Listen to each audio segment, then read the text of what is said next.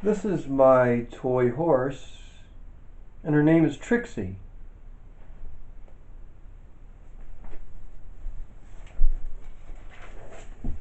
Hi, Trixie. Hi, CM. How are you doing today?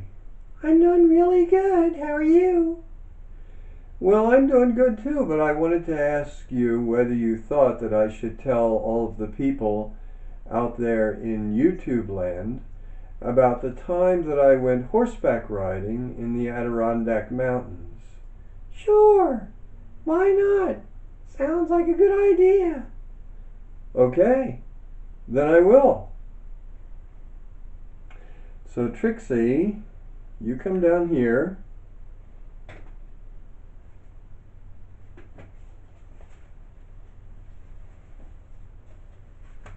And I'll move over here so I can tell the story about my adventures horseback riding in the Adirondack Mountains of New York. Now, when you go to places like this on vacation, you sometimes see that there are stables where you are invited to go on trails back up into the wilderness areas of the mountains on horseback. So that's what I did. We went into the stable and we were all assigned a horse, and I climbed up onto the horse. Now, I'd been on a horse before, this wasn't my first time, but I am by no means a skilled horseman. So I get on the horse and we're going along, really beautiful scenery. And I guess I just really wasn't sure about how to work the reins of the horse. So maybe I was pulling too much on the reins or something. And this horse turned around, he turned his head around and looked at me. And when he looked at me, it was as if he was saying to me, "Do you know what you're doing? Do you have any idea how to ride a horse? Have you ever been on a horse before?" I mean, this horse was completely disgusted with me. So a little while later, we're trotting along and we have to just cross down over this stream. And as we cross along the stream, we have to pass by a tree. And the horse chose this path down into the stream in which the branches of the tree, there was no way that I could get to where we were going without the branches of this tree slapping back against my face. And I just got the feeling that the horse did this on purpose. And I felt that, not that the horse was malevolent in any way, but he was just trying to kind of teach me a lesson. So, why do I tell you this story? Well, I tell you the story because it is a metaphor. It's a metaphor for how we relate to our own lives. Now, our life, the trajectory of our lives is like the horse going along. Now, I've heard it said, there's some saying about the horse knows the quickest, straightest way to water, and that we should follow the horse when we're looking for water.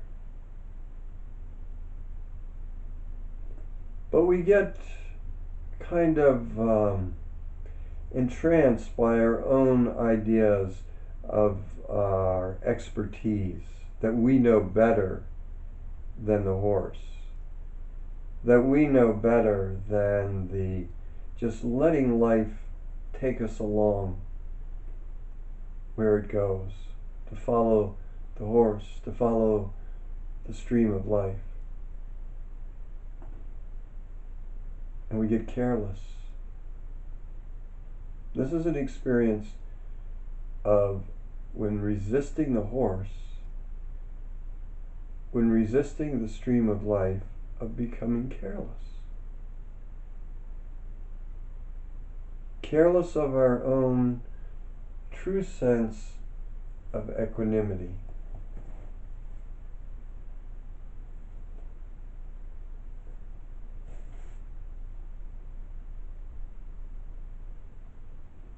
What happens? Well, we get stuck in thought, we get stuck in anxiety, and sometimes the equanimity turns its head around and says to us, do you know what you're doing? Do you know what you're doing? Are you living your life in a way in which you really know what you're doing? And that may be the moment. That may be the moment when the skillfulness returns, a kind of a wake-up call. Now, one of the things that happens that causes us to lose our equanimity and our loss of skill is getting caught up in preferences. Now, we're confronted with this every day. The choices of, shall I take this over here, or shall I take this over here? Well, I take this over here, and I like it. I take this over here on the other side, and I don't like it. So then I have developed this set of preferences. And connected with preferences is the idea of good and bad. So we have decided in our mind what is good and what is bad. And then we get stuck in this place where we're kind of in a tug of war with ourselves all the time between holding on or reaching for what we feel we want, what is good, and trying to push away what we feel is bad. And this is the way we end up living our lives, in this tug of war between liking and disliking, pushing and reaching towards something, pushing away, reaching towards something that we like and want to hold on to and that we want to keep. And then what happens? Why, it's obvious. You know what I'm going to say. We lose our equanimity because we've been so entranced by this idea of liking and disliking. But now, what would it be like? Just consider this for a moment. What would it be like to completely ignore, or maybe ignore isn't the right word, but to be indifferent to liking or disliking. Something comes up that you like, it's a good experience, and you allow yourself to experience it. But with the knowledge that it's going to fade away at some point. But likewise, something that you find unpleasant comes up, and you allow yourself to be with that, knowing that it too will fade away. So you're in this place of middleness, we might say, where things come and go. Good things, bad things, things we like, things we don't like. Now when I say we, or when I say you, or even when I say I, most of the time what we're referring to is the ego. So this is what's happening. It's the ego, this idea of I, this idea of what I am supposed to be, which is the ego speaking. You are supposed to be like this, and you are supposed to like that, and you are supposed to not like that, if you want to be the kind of person that is acceptable to society. So what we're really doing is not listening to ourselves, which is where the equanimity is. But what we're doing is we're listening to the ego, and we become enslaved by this experience of listening to the ego.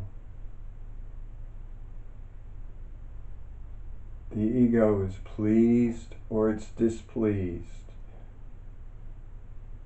And we have this kind of childish kind of way of being, of saying, oh, okay, okay. Ego, you don't like this, so I better stay away from it. Or okay, ego, you like this, so I better stay with it. But when we really listen to what our true self is saying, when we listen to this quiet, through this quietness of who we really are, there's a recognition that the true essence of you is not dependent on anything. It's not dependent on liking or disliking. That is the part of ourselves in which we allow the liking and the disliking to just flow through, to come and go. And when we reach that place, when we come to that place of understanding of ourselves, when we come to that place of equanimity, then there's no need to pull away. There's no need to reach toward. Because when you realize that deep, beautiful essence of yourself, you realize that you're not dependent on anything. That this true self is, in fact, peace. And in this realization, you are always complete, and you're always alive, and you're always at peace. And then underneath all of that chattering that's going on in the mind, all of that chattering that's going on in the thoughts, that's the chatter of the ego. That chattering surface is covering up, is, in a sense, you might even say, dominating or attempting to dominate your own essential, peaceful nature.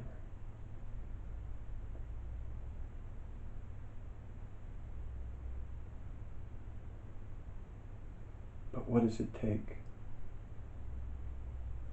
What does it take to be present in this experience of yourself as peace?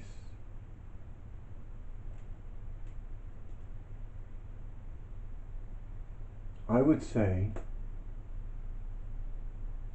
that it takes trust. Trust.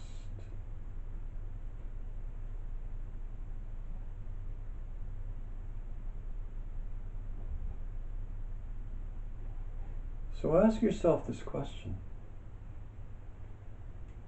Can I trust this equanimity, this peace, when I feel it, when it comes up? Or am I going to be dismissive of it and fall back into the pushing and pulling, the tug of war of the ego? So that's it. That's it. Trust. Trusting the reality of who you really are.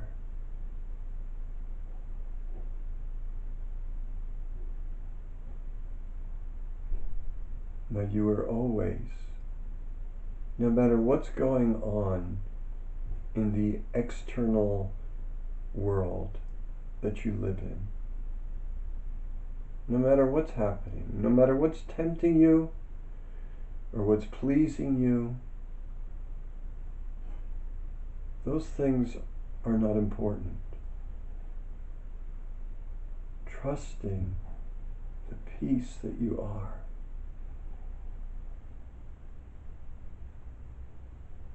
And it will always, just like the horse, it will always lead you home. Trust will lead you home.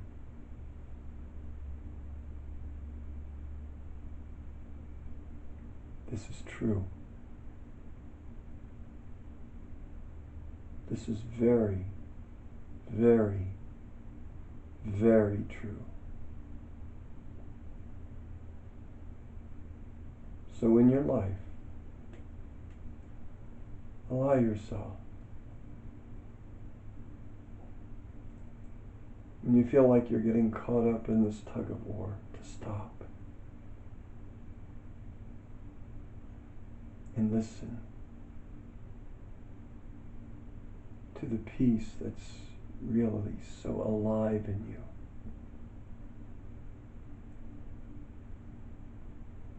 And trust that.